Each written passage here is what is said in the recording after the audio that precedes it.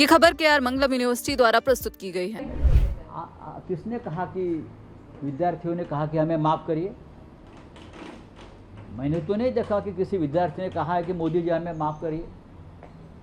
विद्यार्थी अपने हिम्मत पर जंतर मंतर पर आए, देश की सड़क पर आए और अपने न्याय और अपने हक के लिए उसने बहुत बड़ी जंग छेड़ी और वो जीत गए।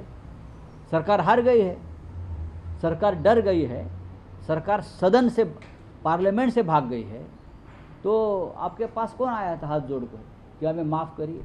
या अपने आप माफ़ कर रहे हो? किसने माफ़ी मांगी आपसे? सर, वंदे मातरम बिल जो है वो पास हुआ है लोकसभा में और वहाँ पर आपने ही जैसा भी जिक्र किया है, वंदे मातरम राष्ट्रगान के अपमान के विरोध में एक बिल आया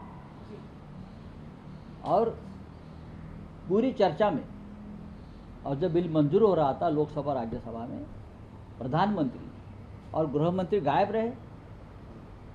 जिस प्रधानमंत्री ने वंदे मातरम को पर एक स्पेशल सेशन लिया पार्लियामेंट का, वंदे मातरम को 150 साल हो गए, 2 दिन का सेशन लिया, लेकिन जब बिल आया तो प्रधानमंत्री कहाँ गायब हो गए?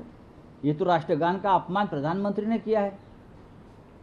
प्रधानमंत्री और गृह मंत्री की ज़रूरत थी उस वक्त पार्लियामेंट में।